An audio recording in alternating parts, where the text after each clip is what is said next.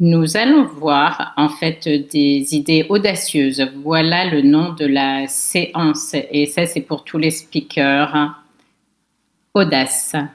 Ensuite, nous avons quelque chose en fait on met plutôt l'emphase sur du discours à l'action.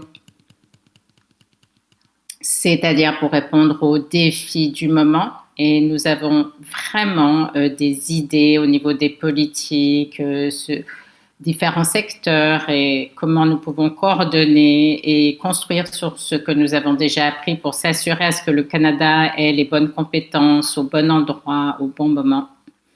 Nous avons 3 personnes, 3 leaders avec une perspective distincte concernant l'investissement, de la formation et des compétences. Chacun va donner des idées de politique et ils vont avoir des discussions entre eux et avec le public. Donc, je suis sûre que vous avez compris comment fonctionne le Slido, n'est-ce pas? Et un modérateur. Nous sommes heureux d'avoir Vanmala Subramaniam. Je lui ai dit chaque fois que je vois votre CV, j'ai toujours envie de la relire.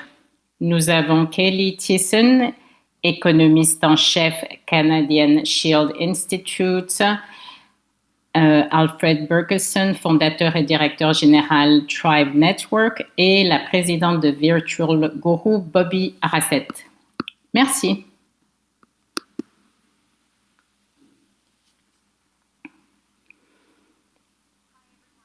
Bonjour à tous. Trisha, merci de me recevoir. Je suis très heureuse d'être ici aujourd'hui. J'ai tellement appris déjà depuis ce matin. Trisha a mentionné, je suis avec Global Main.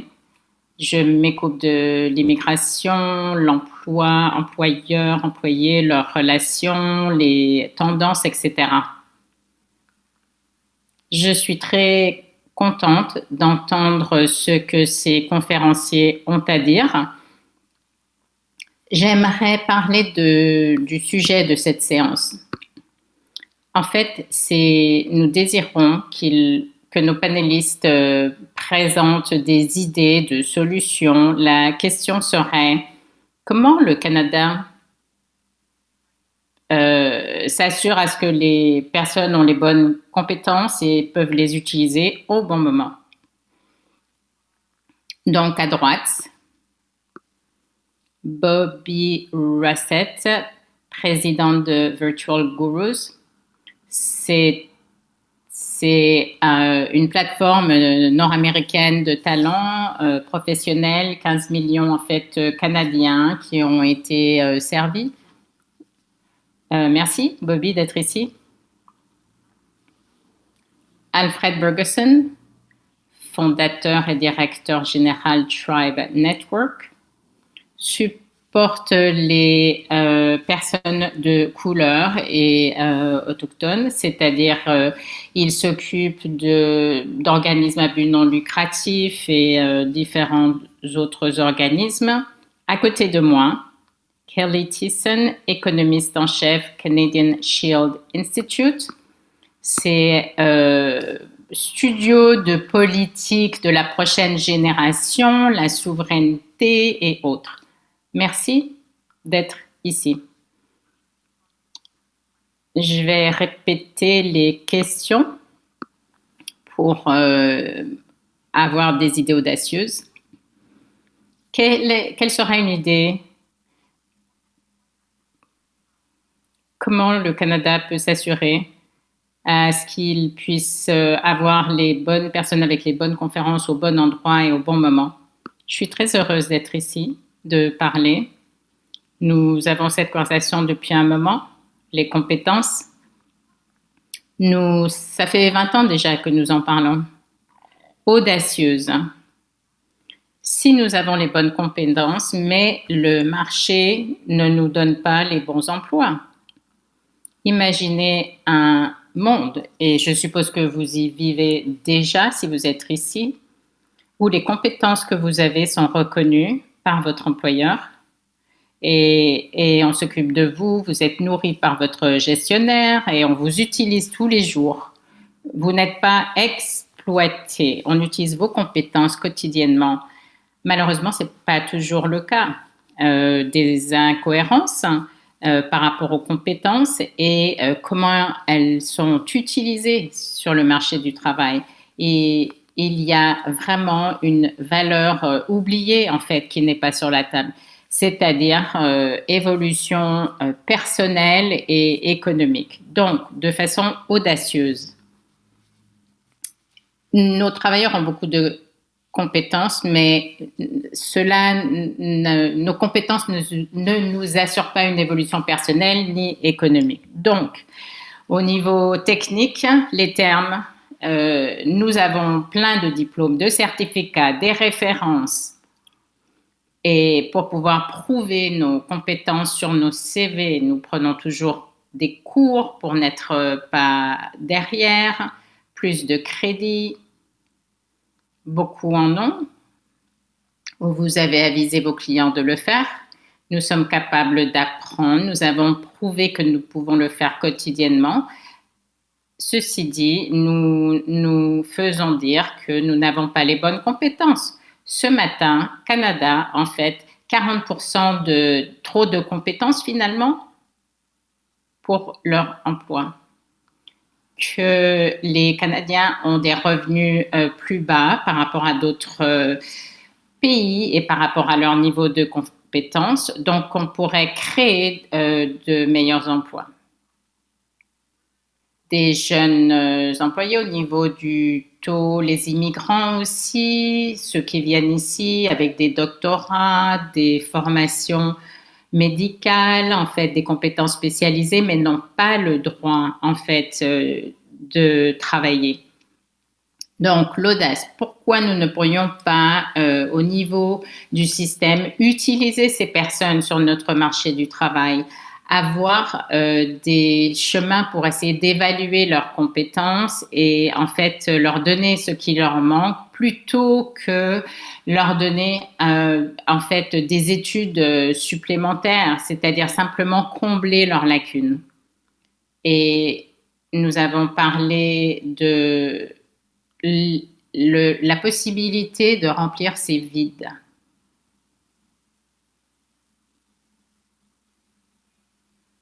Merci. Alfred, quelle serait votre idée audacieuse? Est-ce que je peux aller au podium?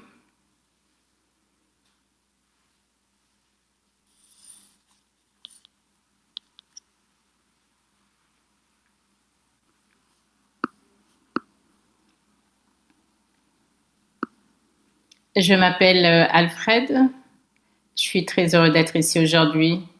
J'ai été invitée après que quelqu'un m'ait entendu dans un forum public cette année. Et en fait, à cette cérémonie, est-ce qu'il y a des gens qui étaient là? Ils savent ce qui suit. À cette cérémonie, j'ai reçu The Emerging Prize. Je voulais faire quelque chose d'un petit peu différent pour avoir l'énergie, c'est après le lunch. J'ai vu des visages un peu endormis. Si vous pourriez me suivre un peu, moi, au niveau d'un coach de basketball ou de joueur, vous voulez un sens de communauté, entre guillemets, je dirais, c'est-à-dire est-ce qu'on applaudit? Est-ce que je veux faire quelque chose avant de débuter mes commentaires? C'est un concept, non? Si vous essayez d'avoir tout le monde sur la même page, applaudissez 2 fois, non? Donc, nous allons le faire 2 fois lorsque je le dis. 2 mains d'applaudissement. Encore. Super. Ça fonctionne.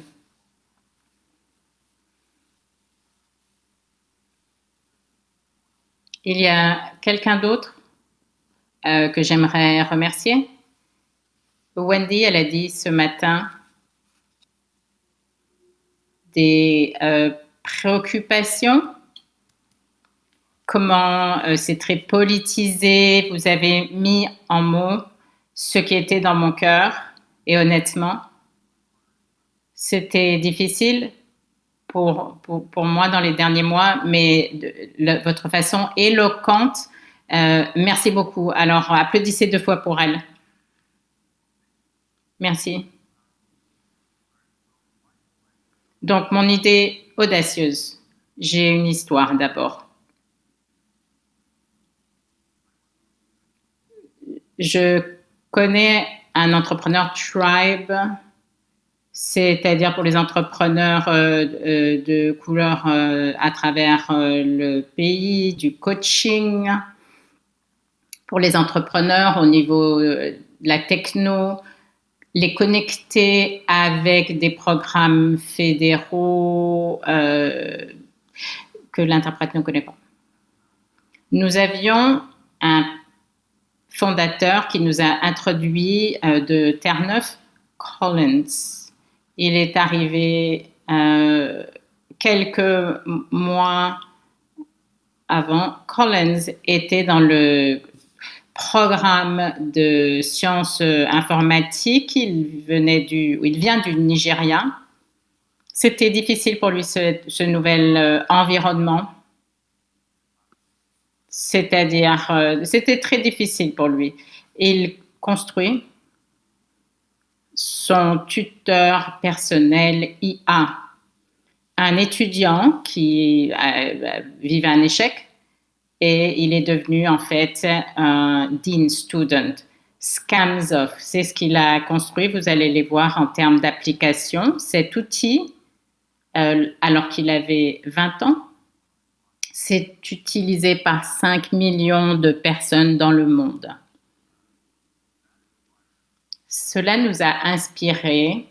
Il a eu un prix l'année dernière, l'entrepreneur de l'année, et ses collègues, tout le monde utilise en fait cet outil. Donc, que vous êtes niveau 6 ou en maîtrise ou ailleurs, c'est personnalisé. Cela vous aide. Ça vous coach, ça ne vous donne pas les réponses, ça vous y amène. Cela nous a inspirés. Donc, un programme, l'interprète n'a pas compris le nom, pour les communautés noires. Il y a eu 2 cohortes universitaires qui amenaient les étudiants à un programme de 8 à 12. Et au niveau de tout ce qui est confidentialité, conflit, construire et apprendre, nous avons travaillé avec 50 étudiants avec ce pilote universitaire et aussi au niveau des étudiants au niveau du high school. Et une clé de ce programme, c'est pas juste amener des experts au niveau de partager des outils, que ce soit la confidentialité, etc.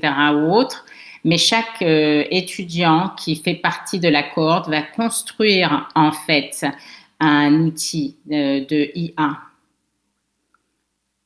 Donc l'idée audacieuse, je m'excuse, j'ai pris un peu plus de temps. Je crois que nous devons approcher l'IA, la littératie, tel qu'un projet. Il y a une politique, un rapport en comment on pourrait adopter en fait un nuage de données souverains. Si c'est audacieux, je dirais, ce que nous devrions faire, ce dont nous avons besoin, des docteurs, des infirmières, une société qui peut utiliser le IA pour avoir de la prévisibilité, que ce soit au niveau de la santé ou autre. Ce matin, quelqu'un a dit IA, ce n'est pas au-delà d'une industrie, bien sûr, c'est pour toutes les industries. Je crois que la littératie IA doit être adoptée, c'est la première initiative. une façon d'augmenter les enseignements et les compétences, c'est de mettre en œuvre des crédits de compétences pour tous les travailleurs. Ça pourrait être institué et ça serait amené par les institutions universités ou compagnies privées ou autres. Il y a plusieurs années, RBC avait fait des crédits de compétences, $500, je crois, pour prendre un nouveau crédit ou microcrédit. Et si nous n'avons pas nos étudiants et notre population active qui apprend l'IA, nous allons rester derrière. Donc, il y a du bon, du mauvais pour le IA. Il faut minimiser les risques, donc apprendre comment s'en servir. Si les gens ne savent pas comment, les risques de catastrophe sont probablement plus élevés. En Chine, cette année, plutôt, ils ont demandé en fait une loi pour l'IA à l'école et en septembre, maintenant, depuis septembre, c'est obligatoire. Voilà, c'est tout. Merci. Merci, Alfred. Bobby, quelle est votre idée? Ensuite, d'autres.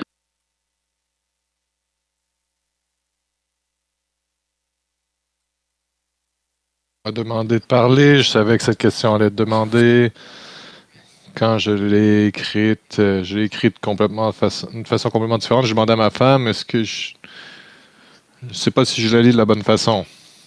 La façon que je la lis, comment est-ce qu'on s'assure que les gens qui n'ont aucune compétence ou les mauvaises compétences sont au bon endroit au bon moment? Je vais faire un peu de narration. Je suis autochtone. J'aime ça raconter des histoires. Mes grands-parents et grands-parents de la seconde génération, c'était des survivants des pensionnats. Ma mère de Labrador a été kidnappée aussi. J'avais 6 ans quand j'étais diagnosticé avec du polymorphisme et je suis allergique à la lumière et j'ai été. Personne ne m'a donné des croyances, personne ne croyait en moi. Alors j'ai été élevé. Si j'étais élevé à la maison, personne ne croyait en moi. J'ai été élevé par des parents queer dans les années 80 et j'avais une maladie qui me faisait ressembler à un extraterrestre. Personne ne croyait en moi. Alors à 18 ans, j'ai finalement quitté la maison. Je n'avais pas d'éducation. Je n'avais pas fini l'année 12 parce que personne ne croyait en moi. J'étais intimidé parce que j'avais l'air d'un extraterrestre. J'étais quelqu'un de couleur, un autochtone qui avait des blessures partout sur mon corps, en plus élevé par des parents queers. J'ai quitté, j'ai trouvé un emploi et j'ai travaillé dans le pétrole et gaz. Personne ne croyait en moi. Je suis allé en bas de l'échelle. C'est là que je travaillais. Je me demandais comment est-ce que j'allais pouvoir me lever. J'ai dû prouver mes compétences avec des parents queers, autochtones, des blessures partout sur mon corps. Personne ne croyait en moi et j'ai continué quand même de me battre. Ensuite, j'ai été mis à pied. Personne ne voulait m'embaucher parce qu'ils ne croyaient pas en moi. J'ai donc quitté des places avec mon résumé, avec mon CV. J'ai eu mis des tatous partout sur mon corps pour cacher les blessures et tout ça. Je pouvais prétendre quelqu'un que je n'étais pas. Personne ne croyait en moi. Alors, j'ai créé ma propre mission et j'ai commencé. Personne ne m'embaucherait et je n'avais aucune compétence, je n'avais aucune éducation officielle. Et la seule façon, moi, c'est de le faire moi-même et de prouver à tout le monde qu'il se trompait. Si on accélère un peu encore dans mon profil, dans mon parcours, je suis une femme autochtone. Je suis la première femme autochtone dans toute ma famille qui a un diplôme universitaire d'Harvard. Je voulais inaudible. Quand vous me demandez comment est-ce que le Canada peut aider les gens comme moi, c'est à croire comment est-ce que vous pouvez nous élever et comment vous pouvez regarder des gens comme moi et comment est-ce que vous pouvez l'élever. Il faut croire en moi, croire en les personnes comme moi. Donnez-nous des ressources. On va les prendre, on va vous aider, on va être là. Mais on a besoin de votre aide aussi en échange. quand vous demandez comment est-ce que les gens, quelle est mon idée sur comment est-ce que le Canada peut s'assurer que les gens avec les bonnes compétences soient au bon endroit et au bon moment, croyant des gens qui n'ont pas nécessairement, ne peuvent pas être élevés et croire en des gens comme moi qui sont ici devant vous tous, vous parlant de mon histoire, parce que un jour, je voudrais inspirer tout le monde. Ma réponse, mon idée, c'est croire. Merci. Merci. Merci, c'est excellent. Je vais attendre un peu avant d'avoir des questions du public. J'en ai une de moi-même personnelle. Je vais commencer avec ce que vous avez dit, Kaylee, à propos d'utiliser les systèmes que nous avons déjà en place pour faire entrer les gens dans les bonnes cases. Est-ce que tu peux élaborer un peu plus là-dessus? Quels outils avons-nous déjà en place? Pourquoi est-ce que ça ne fonctionne pas déjà? Je sais que c'est une question gigantesque, énorme, mais peut-être nous donner un résumé grossier. Bon, je crois que ce qu'on recherche beaucoup, c'est une liste de références professionnelles. Comment est-ce que vous prouvez que vous pouvez faire telle et telle chose en tant qu'employeur? Qu'est-ce que vous voulez que je veux que vous fassiez? Vous devez l'avoir prouvé déjà. En disant cela sur un CV, vous allez devoir l'avoir fait déjà, mais il y a aussi des compétences, des habiletés que les gens ont et qui ne peuvent pas être écrites nécessairement sur un CV. Comment est-ce qu'on peut développer un système qui évalue ces genres de compétences pour qu'on puisse vraiment pairer et comprendre les gens qui ils sont en tant qu'être humain, pas simplement un morceau de diplôme ou une micro-référence, et pour les faire les pairer avec des emplois qui correspondent avec leurs compétences. Quand je parlais par exemple à des nouveaux immigrants qui sont sous-utilisés, des gens qui font des petits boulots aussi, et des petits contrats, et qui regardent les travaux sur les applications, ils sont disponibles, mais l'algorithme les fait attendre et ces genres d'applications vont les faire attendre trop longtemps pour développer un sentiment d'urgence et leur faire accepter des plus faibles salaires. Ils sont pris souvent, ces gens, dans des petits emplois. On peut penser les programmes d'apprentis. Il y a des gens qui vont au programme de collège aussi, mais n'ont pas accès nécessairement aux trajectoires qui leur permettent de devenir travailleurs saisonniers. C'est pas parce qu'ils ne peuvent pas, mais parce que les employeurs ne donnent plus cette trajectoire, ne fournissent plus cette trajectoire alors qu'elle existait auparavant. Comment est-ce qu'on peut rebâtir cette trajectoire pour permettre aux gens d'y accéder? Les gens sont compétents et ils ont l'habilité pour développer ce qui est nécessaire pour devenir un journalier. Mais on ne fournit plus cette trajectoire. On est toujours en train de dire il manque de compétences, on a un manque.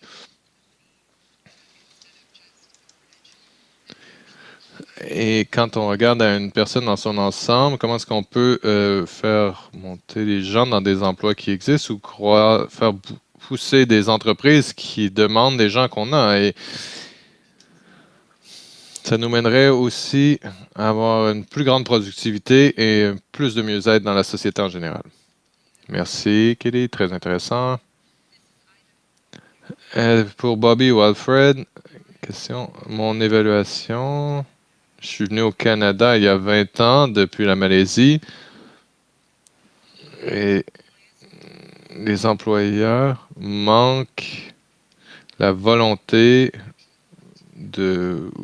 comme Bobby, de prendre une chance sur des gens qui ne seraient pas nécessairement, n'avaient pas toutes les références, disons, officielles, qui ne ressemblent pas, disons, à personne type ou se comparent à ce qu'ils ont l'habitude d'embaucher. On a eu dans les 5 dernières années une vague de gens qui ont voulu changer cela. Ce mouvement, j'en ai entendu parler, ça semble être bloqué. Comment est-ce qu'on peut... Quel est le côté de l'employeur? Comment est-ce qu'on peut, par l'éducation, des billets inconscients, sinon je suis plutôt critique, mais comment est-ce qu'on peut faire du côté des employeurs pour qu'ils prennent cette chance sur des gens qui ne cadrent peut-être pas, disons, dans le cadre conventionnel, pour leur dire embaucher cette personne?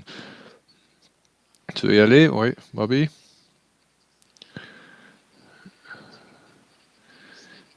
Une des choses que je pense qu'il est important de noter, du moment que les employeurs comprennent que des communautés mal servies ont des potentiels, mais la plupart des systèmes sont faits pour les exclure. Comment est-ce qu'on peut reconstruire nos systèmes pour les inclure?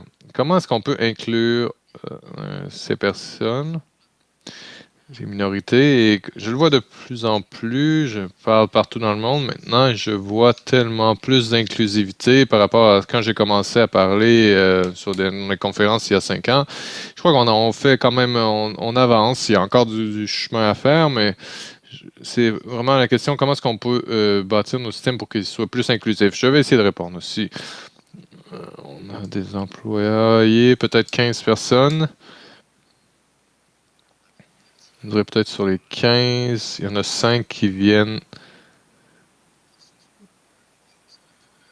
des 5 qui sont venus et qui nous ont dit qu'ils pouvaient amener de la valeur dans l'entreprise. Quand je parle à des étudiants universitaires, quand je parle dans une salle universitaire ou à une conférence ou avec des jeunes, je parle toujours avec mes lunettes. Tout le monde arrive avec un CV, une lettre de présentation, et tu essaies de répondre le mieux aux questions. Et si tu arrivais avec une étude de cas ou un portfolio que tu as fait qui amène de la valeur à ma compagnie aujourd'hui, quand je pense à mon équipe, ces gens qu'on a amenés, sont arrivés avec ce genre de mentalité.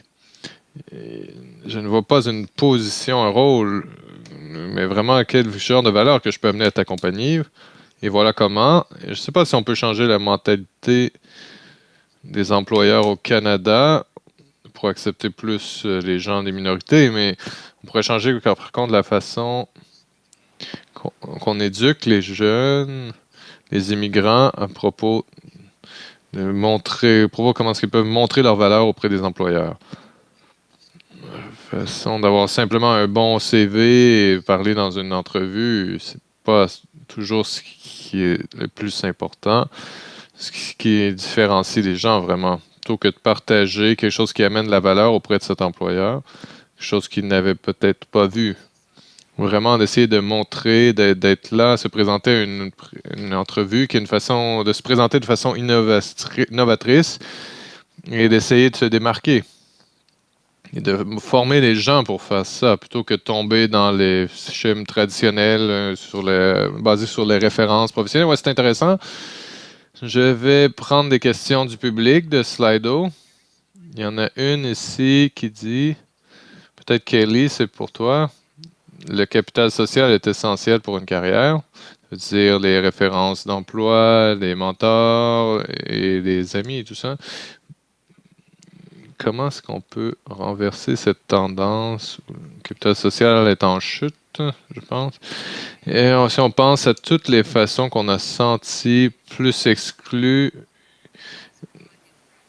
et comment est-ce que les amis n'interagissent plus comme on le faisait avant, il y a moins d'efforts faits à aider les autres à ce capital social que vous pourriez avoir. Ça peut être une seule personne à la fois qui fait l'effort, faire quelque chose. Peut-être il y a 30 ans, mes parents l'auraient fait à chaque jour. Présenter des amis, tourner d'un enfant à l'employeur au bout de la rue et d'aider les gens. Qu'est-ce qu'ils devraient faire différemment sur leur CV, comment est-ce qu'ils se présentent dans une entrevue. Personne n'a le temps maintenant de le faire maintenant, à moins que nous prenions le temps de le faire individuellement. Je ne connais pas la réponse, c'est ça, comment est-ce qu'on peut faire pour être moins occupé, ou peut-être que je devrais arrêter de travailler à 5 heures le soir. Hier, j'ai pas arrêté, je ne connais pas la réponse à ça. Nous devons tous faire l'effort de faire ces connexions Et je crois que ça doit être personnel au lieu d'être en ligne. Ça doit être en personne. C'est bien beau de se rencontrer sur LinkedIn, mais c'est différent de voir quelqu'un et de lui dire, viens à tel événement, comme ça je vais pouvoir t'introduire, te présenter. Toutes les personnes avec qui je travaille tous les jours. On a une nouvelle politique d'associés, recherche de politique d'associés à notre bureau et on l'amène quand je commençais ma carrière. Mon patron m'amenait à chaque rencontre où il allait. Et j'étais toujours choqué. Et je disais, j'ai aucune expérience. Pourquoi vous m'amenez à cela? Et il me laissait même parler au ministre. Mais c'est comme ça qu'on développe ses compétences. Il faut le faire. Il faut faire le petit effort de sortir de sa zone de confort. C'est pas simplement une politique ou les technologies. Ça existe tout ça, mais c'est vraiment un effort individuel. Je crois qu'il faut apporter. Il faut amener l'eau au moulin. Il y a des données qui indiquent que les jeunes se retirent des médias sociaux. Non, ils recherchent ces expériences en temps réel, la vraie vie. Et ça mène à d'autres choses, des clubs de course ou des troisièmes espaces. Il y a quelques années, il y a peut-être en 2026, j'étais dans un groupe à Halifax qui s'appelait le groupe social, le réseau social de Nouvelle-Écosse. Et on faisait ces événements un peu informels. À chacun, on invitait des conférenciers qui partageaient leurs histoires et un espace de réseautage un peu informel. Nous avions des gens que nous invitions. C'était par le programme de partenariat d'Halifax. Je crois qu'une partie de ce capital social doit être bâtie en personne. Et une part de ça vient du réseautage informel où nous avons des gens qui sont, disons, qui agissent comme connecteurs et qui sont dans ces espaces, qui bâtissent les relations et qui aident les gens à se connecter à ceux qui recherchent ces connexions. Mais je crois que d'avoir ce genre d'interaction en vrai, en temps réel, c'est pas la même chose que d'avoir un beau costume, d'aller dans tel événement. C'est important aussi, les jeunes apprennent cela maintenant. J'aime bien cette idée de IRL, donc en vraie vie. Donc, c'est de faire partie d'une équipe, de participer dans tel et tel événement, dans telle chose. C'est là où on peut interagir avec des gens qui ne pensent pas de la même façon que soi. Des gens qui peuvent vous offrir des occasions, des opportunités autres que votre réseau traditionnel ne vous offre pas. Et dans d'autres choses que les médias sociaux ne peuvent pas faire. Et je suis plutôt introverti. Quand je fais pas ces choses sur la scène comme ça, et je reste avec ma femme et mon chien et on va regarder le feu pendant toute une journée, mais c'est ce que j'aime mieux faire. Mais une des choses, toutes les personnes ici dans la salle, il faut arrêter de garder la frontière, la porte, et il faut plutôt faire feu vert. J'ai un but tout événement, je dis, je dois rencontrer 5 personnes d'une façon X en tant qu'autochtone. Je ne suis pas très sociable, mais aussi demander de l'argent. Aussi, comment est-ce qu'on fait ça? J'essaie de voir 2 à 5 personnes que j'amène dans un événement et j'encourage à se présenter pour qu'ils puissent faire un peu de réseautage. Et le plus de lumière verte, de plus de portes qu'on s'ouvre, le mieux ce sera. Je crois on a parlé à peu près d'un thème de comment naviguer dans les systèmes pour beaucoup de nouveaux arrivants ou de gens qui rentrent sur le marché du travail. De naviguer dans les systèmes au Canada peut être très intimidant, surtout si vous êtes un nouvel immigrant. Il y a une question à cet effet. Quelqu'un demandait, les systèmes bureaucratiques sont très complexes et pour ceux qui en ont le plus besoin ici, comment est-ce qu'on peut régler cela? Je crois que c'est une très bonne question parce que certaines personnes ont trouvé cela plus facile, vont savoir quel site web aller, quelle carrière poursuivre, à qui parler, vont peut-être avoir un bon orienteur, et tous ces privilèges qui leur permettent de bien entrer dans le marché du travail et de mieux s'en sortir que d'autres. Comment est-ce que vous pouvez réduire cet écart avec les gens qui ont de la difficulté à naviguer dans le monde du travail? Quelqu'un veut se lancer sur la question? Bon, je crois qu'il y a une solution technologique à cela. Le gros bon travail aussi rend la chose plus facile pour les clients. Mais si on ne s'arrange pas pour bien travailler, on va finir par travailler en silo. C'est ce qu'on a un peu maintenant. Est-ce qu'on va aller au gouvernement fédéral pour tel et tel service, le gouvernement provincial pour d'autres services? Il y a tellement de sites web sur lesquels les gens doivent apprendre à naviguer. Il n'y a pas un guichet unique. On a souvent plusieurs pays. On a un nouveau bébé, par exemple, et on a un panier pour le bébé et on l'amène à notre salle d'hôpital et on est ensuite enregistré pour toutes les choses que votre bébé aura besoin. La garderie, le certificat de naissance, numéro d'assurance sociale. Pourquoi on n'aurait pas un système qui fonctionnerait comme ça? Au lieu d'avoir, on l'a pas pour les bébés, mais il y a d'autres pays qui ont ça. Mais si on avait un tel système qui opérait de cette façon pour qu'on mette tout le gros travail en coulisses pour que ce soit beaucoup plus facile pour les gens de naviguer dans le système. Par exemple, on regarde sur Google pour essayer de trouver le bon site web. L'intelligence artificielle va peut-être vous donner la bonne information ou peut-être la mauvaise information. Peut-être que vous ne saurez même pas que vous avez la mauvaise information. Il faut bâtir des systèmes en ligne qui peuvent donner un tel service et aussi en personne et au téléphone, des systèmes qui permettent de combler ce qui ne peut pas être fait en ligne.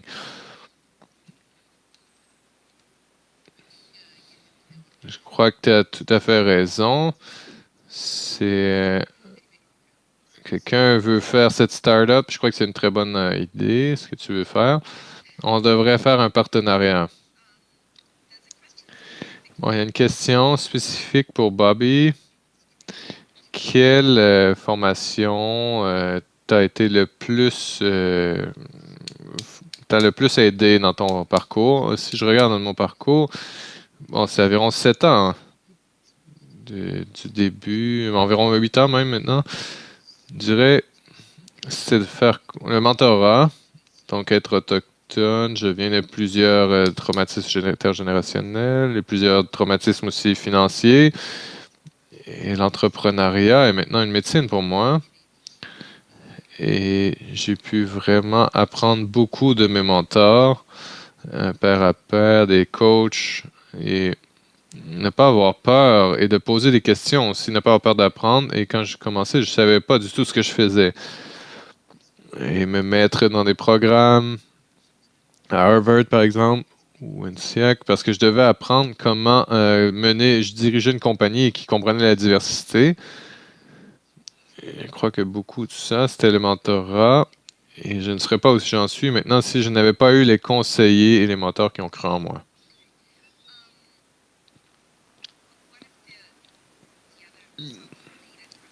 Une autre question un peu en lien avec ça.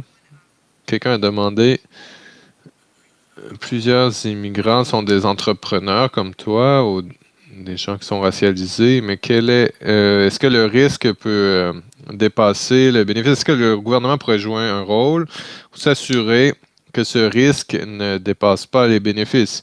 Est-ce qu'il y a un rôle pour un tiers parti pour aider les immigrants qui sont des entrepreneurs? Oui, le gouvernement parle beaucoup de donner des me-funding, du financement.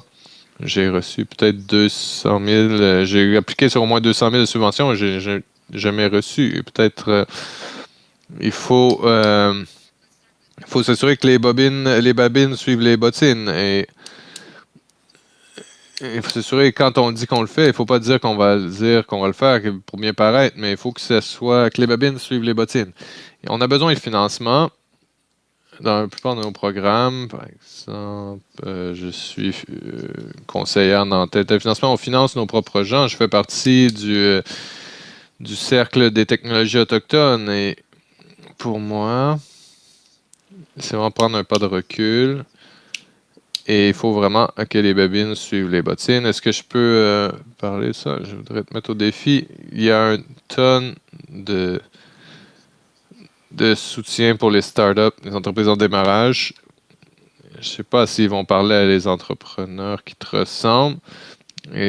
Pourquoi? C'est que les entrepreneurs qui n'ont pas accès à des endroits des mentors, à des endroits sécuritaires, qui comprennent la valeur de proposition de valeur et qui peuvent donner les subventions. Oui, tout à fait.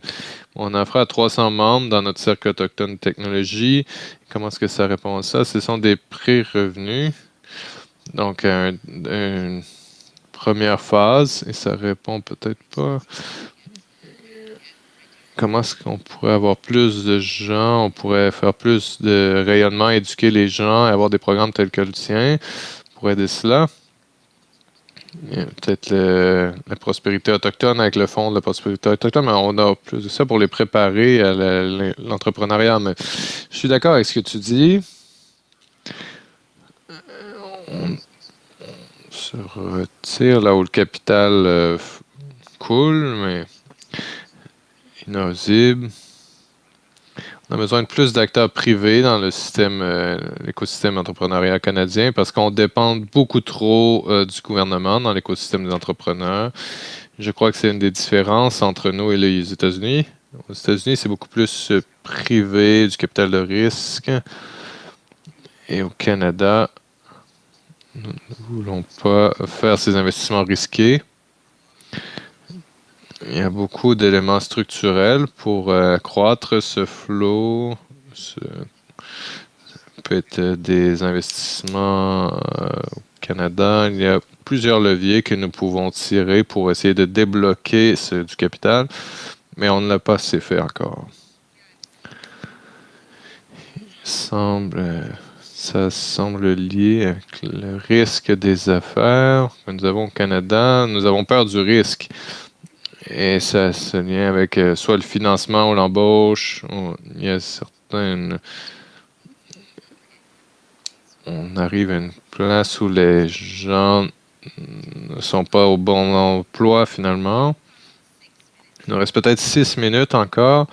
Je vais poser une question et je vais prendre des questions du public. Je me demandais, Kelly, à propos des référencements, dans d'autres sessions, on en a parlé un peu dans les autres panels, mais est-ce que tu as une idée spécifique à propos comment nous pourrions pairer des gens avec des références internationales, par exemple, disons, un gouvernement provincial pourrait faire plus souvent.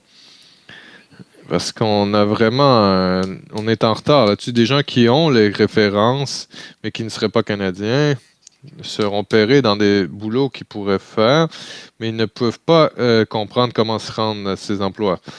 Oui, je parlais à un entrepreneur dans cet espace il y a quelques semaines qui fait de l'évaluation de compétences et d'habiletés. Et en addition de cela, il bâtit des processus pour aider à reconnaître des compétences, habiletés et références qui existent et bâtit la trajectoire pour, disons, vous avez la référence de la Malaisie. Si je suis surqualifié pour cet emploi, pour devenir, disons, une infirmière au Canada, et voilà, je n'ai pas telle compétence qui me permet de devenir une infirmière au Canada. Au lieu de devoir repasser par tout le programme d'infirmière, ils ont trouvé la façon de trouver ce qui manque.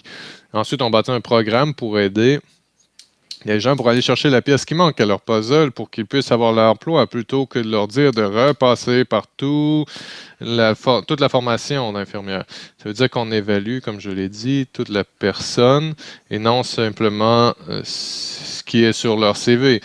Et si vous ne comprenez pas ce qui est, par exemple, une formation d'infirmière partout dans le monde, où il faut faire tout le travail de comprendre ce que ça veut dire, le traduire. Je comprends que c'est tout qu'un travail de faire cela, mais si on le faisait et qu'ensuite nous aurions enfin assez d'infirmières et d'infirmiers, et si on avait assez de docteurs, et si on le faisait aussi, qu'on pourrait avoir assez de travailleurs aux bénéficiaires, préposés aux bénéficiaires, on pourrait avoir assez de conducteurs, ce serait plutôt des conducteurs Uber qui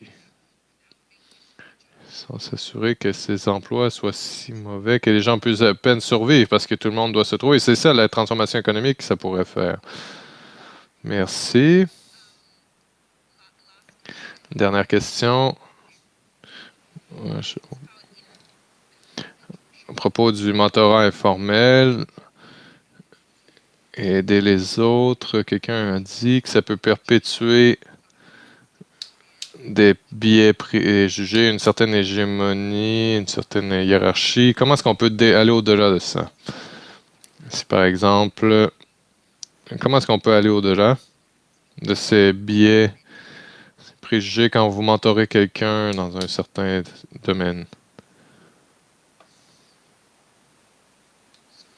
Donc, la question, comment est-ce qu'on peut aller au-delà des biais quand on fait le mentorat? Quand vous êtes un mentor informel, pardon, la question a disparu de l'écran, mais si vous avez des biais internes vous-même et que vous essayez de agir comme mentor, comment vous pouvez vous assurer de ne pas perpétuer ces mêmes systèmes de hiérarchie dans le milieu de travail et faisant rentrer quelqu'un? Très bonne question.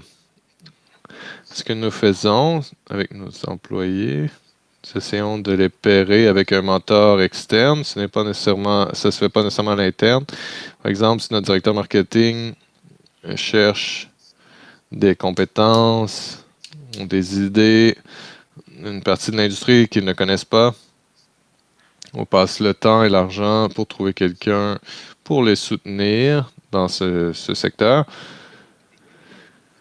Je crois que c'est un angle à explorer. Donc, pour se débarrasser de ces préjugés, de trouver quelqu'un externe, donc sous-traiter quelque sorte.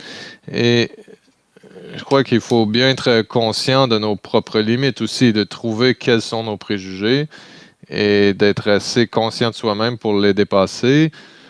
Et rien de cela sont des choses qu'on peut faire facilement, mais ça peut éclairer nos décisions, comment est-ce qu'on peut faire le mentorat par la suite. Merci, très bien. Je crois qu'on est à la fin de cette discussion. Merci Kaylee, Alfred, Bobby. C'était vraiment très intéressant. On a plusieurs bonnes idées qui en ont ressorti. Merci pour vos questions.